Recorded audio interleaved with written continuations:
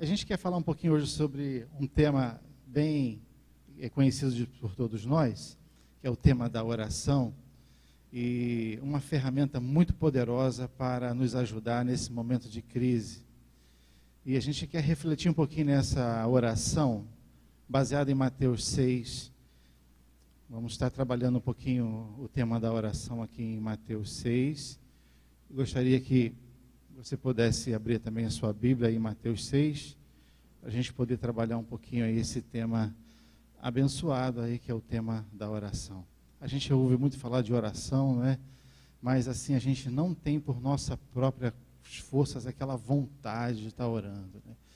É necessário que a gente peça a Deus forças para poder se ajoelhar, dobrar, fechar os olhos, se concentrar, porque por nossas próprias forças, ler a Bíblia, orar, isso não vem naturalmente. É algo que a gente precisa buscar, esforçar para que a gente aconteça. E aqui nós vamos refletir um pouquinho em Mateus capítulo 6, a partir do 5. É uma oração muito famosa, muito conhecida. Muitas pessoas sabem recitá-la de cor, não é? E a gente, aqui, eu gostaria que você deixasse a Bíblia aberta e nós vamos conversando um pouquinho sobre ela e comentando ponto por ponto aqui dessa preciosa oração, que é a oração do Pai Nosso. A oração do Pai Nosso aqui em Mateus 6, capítulo 5, começa assim. A introdução aqui, antes da oração, ela diz: E quando orardes, não serei como os hipócritas, porque gostam de orar em pé, nas sinagogas e nos cantos das praças, para serem vistos de homens. Em verdade vos digo que eles já receberam a sua recompensa. O verso 6. Tu, porém, quando orares, entra no teu quarto, fecha a porta, orais a teu Pai que está em secreto, e o teu Pai que em tudo está em secreto vê, te recompensará. E quando não useis de vãs repetições, como os gentios, porque presumem que pelo seu muito falar serão ouvidos. Não vos assemelheis, pois, a ele, porque Deus, o vosso Pai, sabe que tendes necessidade, antes de tudo, ou lhe peças. Aqui é a introdução ao Pai Nosso, que é uma oração que todos conhecem, tanto cristãos como não cristãos. Ela vem recitando uma introdução que Jesus fala para os discípulos. Parece que eles estavam caminhando e, de repente, eles perguntam ao Senhor Jesus algo sobre a oração. E Jesus resolve dar essa aula de como se deve orar para os discípulos. E a introdução apresenta duas coisas que não se deve fazer em uma oração. E a primeira coisa, Jesus está falando sobre a questão dos fariseus. Ele fala: quando vocês forem orar, não orem igual os fariseus. Porque os fariseus, eles ficam dizendo em pé na cidade, nas praças, e dizem: olha como eu sou um bom homem, olha como eu sou consagrado, olha como eu dou o dízimo de tudo que eu tenho, olha como minha família é bem ordenada, olha como eu consigo desenvolver as coisas. A primeira instrução que Jesus dá aos discípulos em relação à oração é a repulsa que Jesus fala a respeito dos fariseus. E aí Jesus usa a palavra contra os fariseus de hipócritas. Aqueles que representam uma santidade que na realidade não está em harmonia com a sua conduta. Aquela apresentação dos fariseus era uma apresentação completamente folclórica, para chamar a atenção das pessoas e demonstrar uma grande santidade, uma grande pureza, uma grande força diante ali das pessoas. Eles eram os doutores da lei, eles se levantavam ali fortemente para serem apresentados como pessoas santas, boas. E quando Jesus vem caminhando, saindo das bem-aventuranças, e os discípulos olham para aqueles homens, doutores da lei, e falam: nossa, esses homens aí são homens realmente de isento de qualquer pecado, uma santidade inigualável. E Jesus fala, olha, vou ensinar vocês a orar, porque isso aí não é um método. Primeira coisa, não ore igual esses fariseus. Não aprenda a orar dessa forma, na exaltação. O fariseu chegava no meio da rua, levantava os braços, dizia, Senhor, muito obrigado, e aquela coisa toda, né? Somente para impressionar. E Jesus condena aquela postura farisaica de interpretação de algo que não deveria ser. Um segundo ponto que introduz a oração do Pai Nosso é Jesus falando sobre não oreis com vãs repetições. Jesus está trabalhando aqui a questão de você repetir, até mesmo o Pai Nosso, repetir 10 vezes, 10 Ave Maria, 10 Pai Nosso, as repetições. Você vai falar assim, mas pastor, nós não devemos perseverar na oração? Sim, perseverar é uma coisa e você tratar aquele assunto ali com o Senhor no seu quarto, falar, Senhor, poxa, essa bênção que eu estou precisando, já orei por essa causa, Senhor Jesus, atua nesse momento na minha vida, isso está me tirando a paz, Senhor, o Senhor sabe que eu estou precisando, Senhor, olha, Senhor, o Senhor sabe que eu mereço, o que está acontecendo? Essas coisas, você entrar no seu quarto, fechar a porta e orar, isso aí é uma perseverança em oração e isso é saudável e Deus deseja que a gente faça isso. Agora, as vãs repetições, né, uma mantra, ou você, os católicos têm o desenvolvimento da questão do, fala 10 Ave Maria, 20 Pai Nosso, e aí você já está perdoado dos seus pecados, né? E Jesus condena as vãs repetições, né, a exaltação própria. E aí, quando Jesus dá essa introdução aos discípulos sobre essas duas características importantes para serem desenvolvidas antes disso e entrarem na oração, Jesus agora começa a ensinar a oração mais famosa do planeta. E é a oração, Jesus fala, olha, então, quando vocês forem orar, orem assim. Portanto, dizeis, Pai nosso que estais no céu. Primeiro ponto da oração, Pai. Pai nosso. Jesus, ele é um pai. O diabo tenta obstruir a figura paterna. Tem muitos pais que representam um papel, uma figura paterna muito distorcida. São verdadeiros monstros, são pais irresponsáveis, negligentes, que não organizam sua vida, batem na esposa, batem nos filhos, fazem os maus tratos. Essa figura paterna que ultimamente chega até a matar a própria mãe na frente dos filhos, ela é uma afronta à figura do Pai Nosso que está nos céus. Essa figura paterna distorcida, ela não reflete a figura do nosso Pai que está no céu. O nosso Pai que está nos céus é um Pai de amor, é um Pai que perdoa, que cura, que cria e que veio a essa terra para nos salvar e nos redimir. Quando fala o Pai Nosso, está dizendo de um Pai que é meu, mas também é seu, é nosso. Esse nosso aqui, ele está apresentando um aspecto coletivo. O Pai Nosso está apresentando uma coletividade. Ele está dizendo que, além desse Pai ser meu, ele também é o seu Pai, é o Pai da pessoa que está agora adorando a Deus no Japão, nos Estados Unidos.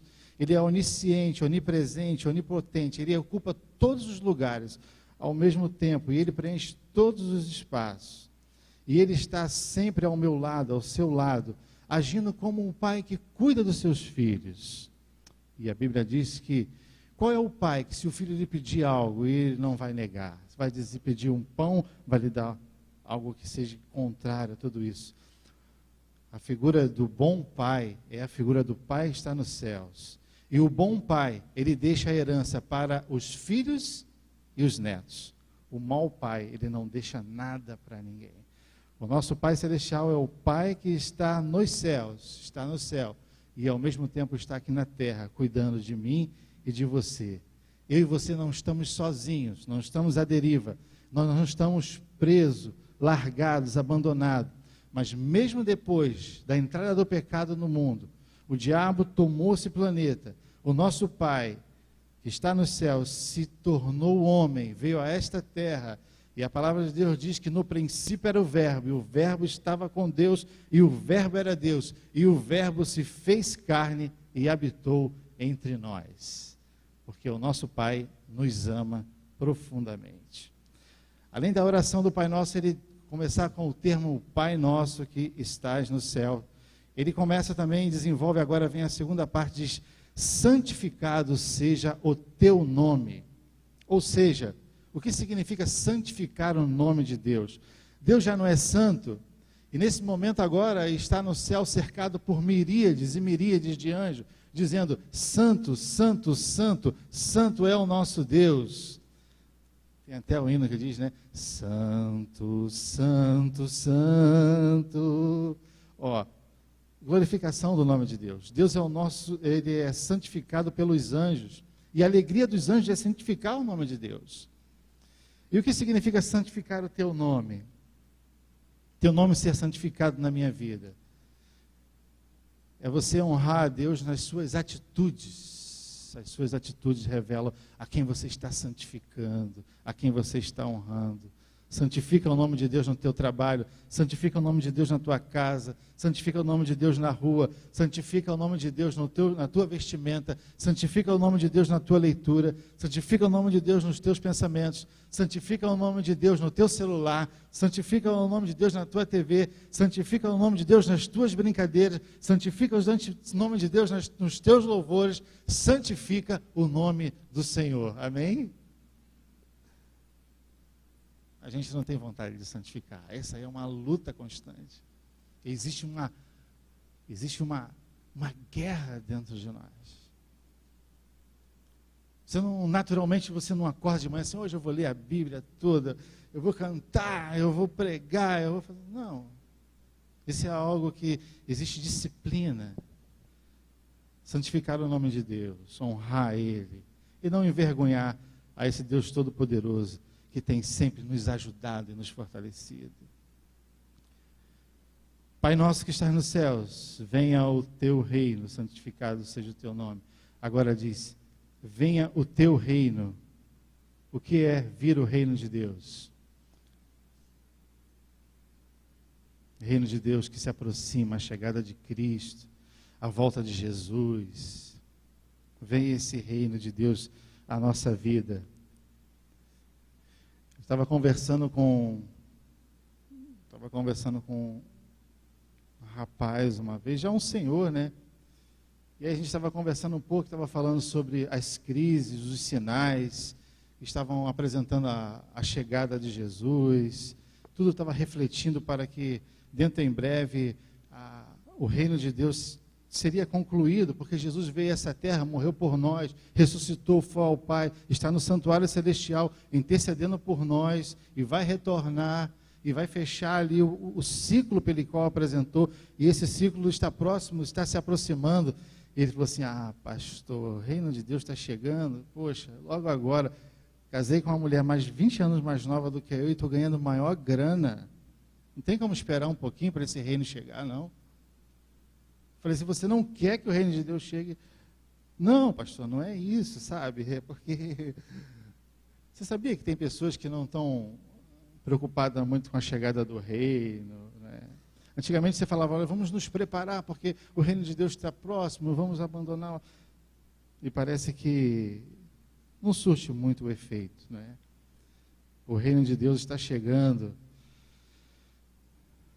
Mas parece que não soa muito bem para o ouvido de alguns. E como é que está o reino de Deus? Chegou para você? Está chegando, está se preparando, está feliz? Venha o teu reino. E ele continua, além da chegada do reino que está se aproximando, ele continua no 4.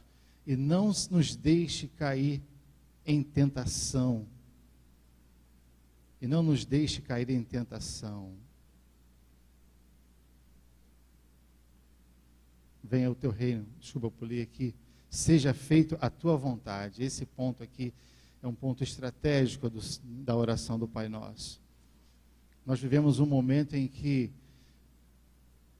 deixar Deus conduzir a nossa vida parece assim algo muito difícil, porque a todo momento nós estamos querendo tomar as rédeas da nossa vida. A todo momento nós estamos querendo fazer a nossa própria vontade. E a nossa vontade, muitas das vezes, ela choca contra a vontade de Deus. E Deus muitas das vezes tem falado para a gente, ó, faz isso, faz aquilo, vai por esse caminho, vou te conduzir nessa direção, anda nesse caminho. E parece que nesse processo de fazer a vontade de Deus, a gente acaba conversando com Deus, Senhor, olha só, a partir de hoje eu não quero mais fazer a tua vontade. Eu estou a fim de fazer a minha vontade, eu estou querendo viver a minha vida, eu estou orando, estou pedindo, estou fazendo as coisas para que as coisas se encaixem em uma direção, mas nada está fazendo sentido. E eu preciso, Senhor Jesus, que aconteça isso ou aquilo, mas eu estou orando e na realidade, sabe de uma coisa, eu não vou mais trabalhar nessa direção, eu vou trabalhar na minha direção, porque eu já estou agoniado com essa situação e todo momento vem falar a vontade de Deus vai ter que prevalecer na minha vida, a vontade de Deus tem que prevalecer na minha vida, eu vou fazer a vontade de Deus. Eu quero chutar tudo e quero a partir de agora cair na gandaia, quero fazer a minha vontade, vontade da carne. E olha, muito cuidado, enganoso é o coração, mais do que tudo, enganoso é o coração. E quando se trata de oração, a gente faz uma oração e a gente fala assim, olha, o Senhor Jesus vai atuar nessa oração para agir da forma como eu quero. Para vocês terem uma ideia, nessa questão de fazer a vontade, seja feita a tua vontade, talvez depois minha esposa é melhor para falar sobre esse tema, que foi a perda do nosso filho de 15 anos, nós estávamos na Amazônia, e nós estávamos num retiro espiritual e tínhamos aproximadamente 3.800 pessoas envolvidas naquele retiro. E quando eu fui para o hospital com meu filho, o acampamento de carnaval com 3.800 pessoas ficou em oração a noite toda, para que o garoto saísse do hospital são e salvo, com vida, né? E o resultado das orações de 3.800 pessoas pela manhã, depois de uma noite em claro, em vigília, sabe qual foi? Pastor, você vai para o ML e vai fazer todos os processos para enterrar o seu filho.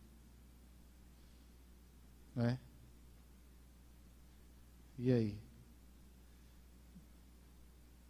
A gente escolhe o quê? Vamos fazer a nossa vontade, vamos fazer a vontade de Deus. A vontade de Deus, ela é soberana.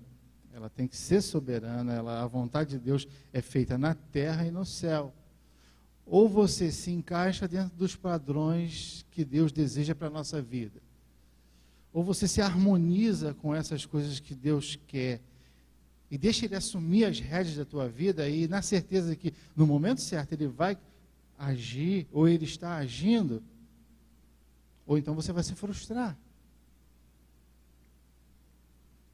E Deus não quer que os seus filhos sejam frustrados, aborrecidos, que tenham mau entendimento sobre as coisas espirituais.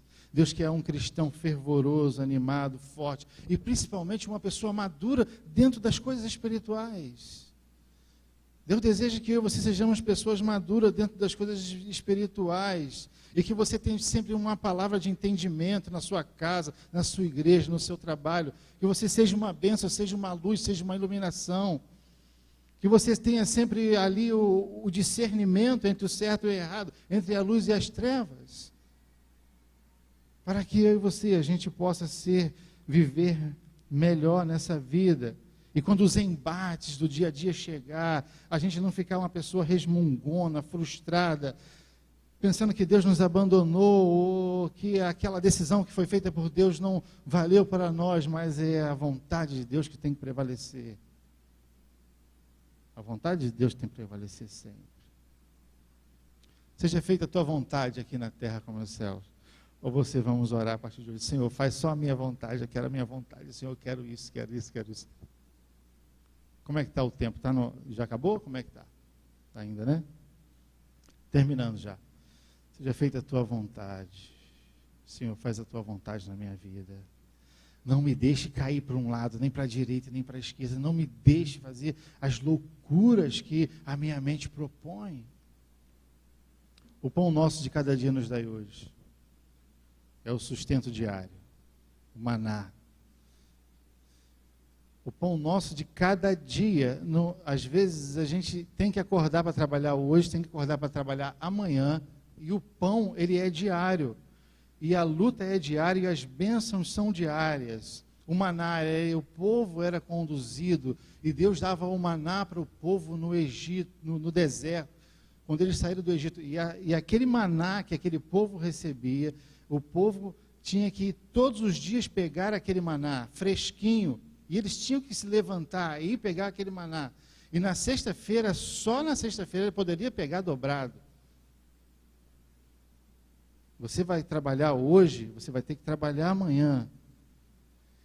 E o teu sustento de hoje vai ter o de hoje, amanhã você vai ter o sustento de amanhã, porque Deus não está prometendo aqui o pão nosso mensal nos dê hoje, o pão nosso anual vai nos dar hoje. Ele nos dá o pão nosso diário, e você vai se levantar e vai pegar o pão diário hoje, o pão diário amanhã, e amanhã vai de novo. E a mesma coisa é o alimento espiritual. Você se alimentou hoje, você leu a Bíblia hoje, fez sua lição hoje, sim, mas amanhã você tem que fazer de novo, porque o alimento é diário, é hoje, amanhã, depois de amanhã. Pão nosso de cada dia nos dai hoje. Dependência de Deus. Senhor, será que eu vou conseguir pagar aquela conta? Será que aquela fatura que está lá vai ser paga? Às vezes você está aqui, está preocupado com uma conta, está preocupado com um auxílio para um filho, ou, não sei, um carro, alguma coisa. E Deus está prometendo aqui o auxílio diário, o pão de cada dia, que Ele vai nos dar hoje, e amanhã Ele vai nos dar de novo. Um Deus que provê, um Pai que provê o sustento. Davi diz, já fui moço e agora já estou bem maduro, mas nunca vi um justo mendigar o pão, nem a sua descendência. Te acalma, fica em paz, Deus está no controle, Ele sabe o que eu preciso, o que você precisa, Ele está trabalhando em seu favor, Ele está trabalhando em meu favor, Ele está trabalhando em nosso favor. Você, meu amigo, meu irmão que está em casa, nos assistindo pela internet, se acalma, o pão nosso de cada dia Deus vai nos dar hoje, e amanhã Ele vai nos dar de novo, e Ele jamais vai nos deixar em falta, amém? E aí ele começa agora, ele ainda fala assim, perdoas as nossas dívidas, assim como nós perdoamos os nossos devedores. Dívidas aqui não é finanças, tá? É pecado. Perdoa as nossas dívidas, assim como nós perdoamos os nossos devedores. E aqui ele faz um complemento, olha como esse ponto é tão importante, irmãos, porque Jesus faz um complemento no verso 14, ele fala assim, porque se perdoarem os homens as suas ofensas, também o vosso Pai Celeste vos perdoará. Se, porém, não perdoares os homens as suas ofensas, tampouco o vosso Pai Celeste vos perdoará. Aqui ele está falando, perdoa as nossas dívidas, assim como nós estamos perdoando aqueles que nos devem. Um dia eu visitei uma irmã, ela falou assim, pastor, eu vou levar isso para o caixão. Eu vou levar para o caixão, não tem como. Não aguento mais ver o fulano. O fulano fez muita coisa errada, maltratou. A gente não está falando assim que você vai ter que morrer de amores com uma pessoa que te maltratou. Não é isso. Mas você vai perdoar por causa de você, não é por causa do outro. Né? E essa questão do perdão, ela cura as nossas dores, ela alivia o fardo. Quando a gente guarda o rancor, o ressentimento, o ódio dentro do nosso coração, a nossa trajetória é uma trajetória pesada, a nossa trajetória fica uma trajetória muito dolorida. É necessário que a gente libere perdão, porque assim quando nós liberamos o perdão, nós juntamos brasas vivas sobre nossa cabeça. Aquela parábola que o rei perdoa a dívida alta do seu servo, e quando ele sai, ele encontra uma pessoa que devia a ele uma insignificância, e ele não perdoa. O rei falou assim, manda esse camarada de volta aqui. Rapaz, eu te perdoei tua dívida altíssima, e você não está perdoando essa dívida insignificante, volta para a prisão. Perdão não é humano, ele é divino, é um atributo divino. Eu não consigo perdoar por minha conta. Você não consegue perdoar por sua conta. A pessoa te maltratou, a pessoa fez coisas ruins com você. Perdão é um atributo divino e é necessário que você tenha um relacionamento com Deus, ore e peça a Ele, Senhor, perdoa, me ajuda a colocar perdão no meu coração.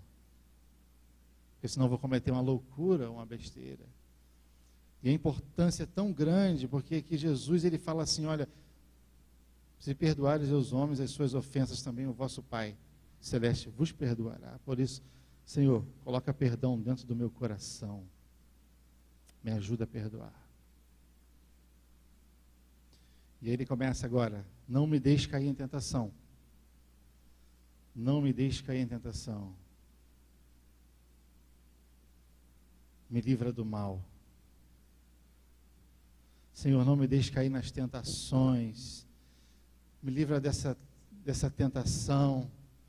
Me livra da minha fraqueza, me livra da minha fragilidade, me livra dos meus domínios, me livra das minhas coisas ruins, dos meus pensamentos, das paixões, das vontades.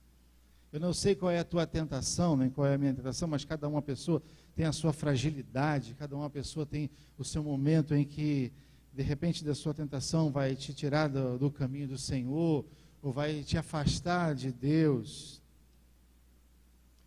Eu não sei, mas se você estiver sendo perseguido por alguma coisa ruim, ou alguma coisa maligna, ou se você quiser pedir a Deus que Deus entre com providência na tua vida e te dê libertação, para que você seja uma pessoa mais feliz, para que você seja um crente liberto, para que o teu louvor encontre a graça do Senhor, para que a tua vida cristã seja uma vida repleta de significados, para que você consiga amar sua família, seus filhos, para que você seja um bom pai, um bom filho, um bom esposo, um bom vizinho, é necessário que você encontre libertação na nossa vida.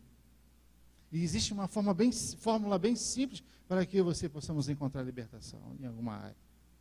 Sabe como é que nós nos libertamos de alguma coisa ruim, de uma maldição ou de uma perseguição? Seja ela qual for, bebida, drogas, pornografia, mentira, tudo. Pare de dar comida para ela. Se você parar de dar comida para a maldição, ela morre.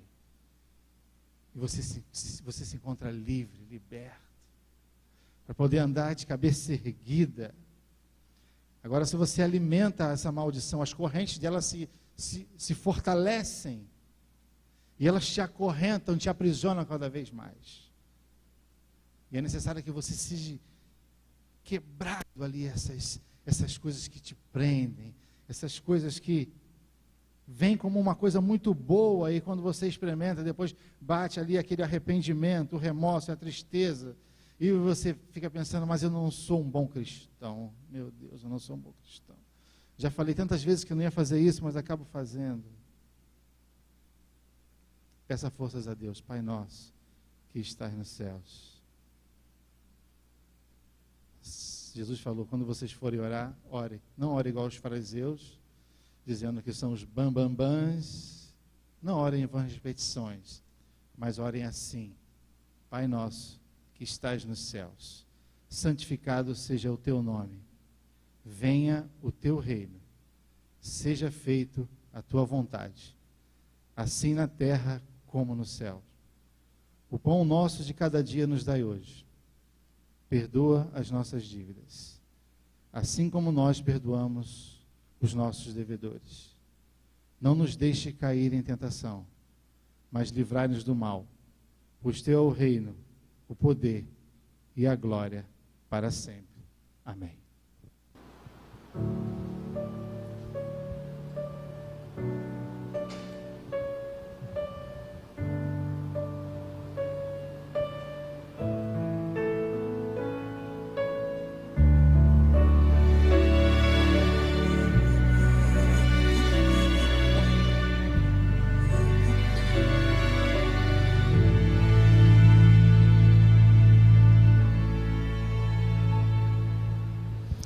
Eu vejo um mundo carente de esperança.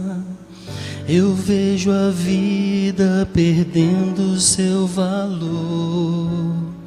Um mundo em que a angústia e o sofrer revela a imagem do pecado.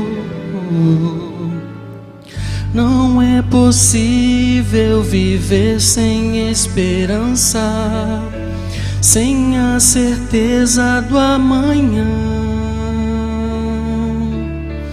Mas sei que à frente dessa guerra existe um rei, e ele já venceu na cruz. Eu sei que em breve verei meu Salvador vindo nas nuvens me encontrar. E a esperança que um dia eu sonhei vai estar sorrindo para mim. Eu creio em Deus, meu Senhor e Rei.